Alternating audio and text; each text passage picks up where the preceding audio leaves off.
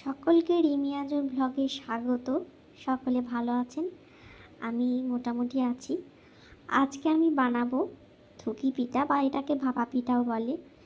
তো আমি ধুকি পিঠা বানানোর জন্য আতপ চালকে সারা রাত ভিজিয়ে রেখে দিয়েছিলাম, আর জলটাকে একদম ভালোভাবে ঝরিয়ে নিয়েছিলাম। তারপর আমি এটাকে ভালোভাবে ব্লেন্ড করে নিয়েছি। চালগুলোকে এমনভাবে ব্লেন্ড করতে হবে যেন একদম মিহি, একদম আটার মতো হয়ে যায়। তারপর ভালোভাবে ব্লেন্ড করার পরে আমি এটাকে, যেহেতু জলেতে ভিজিয়ে রেখেছিলাম, সেহেতু আর এক্সট্রা জল দেওয়ার কোনো দরকার হয়নি। ওইটাই একদম ঠিকঠাক। আর কোনো জল আমি কিন্তু দিইনি। সামান্য পরিমাণ নুন দিয়ে দিয়েছি। দেওয়ার পর এটা চালনির সাহায্যে ভালোভাবে চেলে নিয়েছি, যাতে করে কোনো রকম আর চাল না থাকে, বা যদি থেকে থাকে যেন গুঁড়োগুলো বেরিয়ে চলে আসে। আর নারকেলটাকেও আমি আলাদাভাবে ব্লেন্ড করে নিয়েছি, যেহেতু আমি এর সঙ্গে নারকেল অ্যাড করব। আর করব গুড়ের পাউডার বা জাগেরি পাউডার। আর এই আটাটা যতটা মিহি হবে, পিঠাটা ততটাই সুন্দর হবে। আর আমি যেহেতু জলেতে ভিজিয়ে রেখেছি, তাই আমি কোনো কিছু জল ইউজ করি না। জলটা ঝাড়িয়ে যে এটা ব্লেন্ড করে নিলাম, দেখছি এর মধ্যে মুঠো মুঠো করলে বেশ একটা মুঠো রূপ ধারণ করে যাচ্ছে, সেহেতু আমার আটাটা একদম পারফেক্ট। এরপর আমি 3টে বাটি নিয়েছি, বাটির মধ্যে এগুলো দিয়ে দিলাম।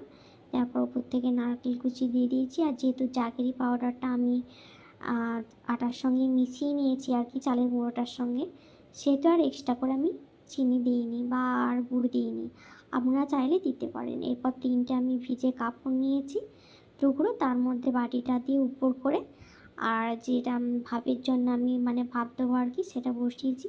তার উপর উল্টে দিয়ে আস্তে আস্তে কাপড়টা দিয়ে, আর এই বাটিটা আমি যেহেতু উপর করে দিয়েছি, বাটিটা তোলাটা কিন্তু খুবই সহজ। আর এরপর আমি একটা, যেহেতু স্টিমটা বাইরে যাতে বেরিয়ে না যেতে পারে, তার উপর থেকে আমি এটা ভালোভাবে ঢেকে দিয়েছি। আর নিচেতে কিন্তু কড়ার মধ্যে জলটা, বড় কড়ার মধ্যে জলটা ভাপ দিয়ে উপরে এইভাবে করেছি। এটাই ফার্স্টবার ট্রাই করেছি, কিন্তু খুব সুন্দর হয়েছে, অসাধারণ খেতে হয়েছে। নিজে করেছি বলে বলছি না। আর এর সঙ্গে আমি চালের গুঁড়ো যেগুলো এক্সট্রা বেরিয়েছিল, ওইগুলো আমি দুধের মধ্যে দিয়ে পায়েস বানিয়ে নিয়েছি। তো পায়েস বানানোর জন্য একটু চালের গুঁড়ি দিয়েছি, আর আগে থেকে মেরে রাখা দুধ ছিল সেটা দিয়েছি। আর 3-4 টুকরো এলাচের টুকরো দিয়েছি। আর দিয়েছি জাগেরি পাউডার, দিয়ে একটু সামান্য পরিমাণ নুন দিয়েছি, যাতে মিষ্টির সঙ্গে নুনটা দিলে আর কি খেতে কিন্তু খুব সুন্দর হয়। খুব বেশি নুন দিইনি, সামান্য পরিমাণ 1 চিমটির মতো নুন দিয়েছি। আর একটু দিয়ে দিয়েছি কিশমিশ। আপনারা চাইলে কাজু বাদাম অ্যাড করতে পারেন। এরপর ভালোভাবে মিশ্রণটিকে একদম মেরে নিয়েছি। আর এটা ওই ধুকির সঙ্গে খেতে কিন্তু অসাধারণ লাগে। আমার মা একটা কথা বলতো, শীতকালে খাবে ধুকি, চিরকাল থাকবে সুখী। কিন্তু শীতকাল আসার আগেই আমি ধুকি পিঠা করে খেয়ে নিলাম। এটা কিন্তু অসাধারণ হয়েছিল বন্ধুরা। আপনারা বাড়িতে ট্রাই করে অবশ্যই দেখবেন, যারা যারা এখনও ট্রাই করেননি। এটা খেতে কিন্তু অসাধারণ হয়, আর খুব সফটও হয়েছিল।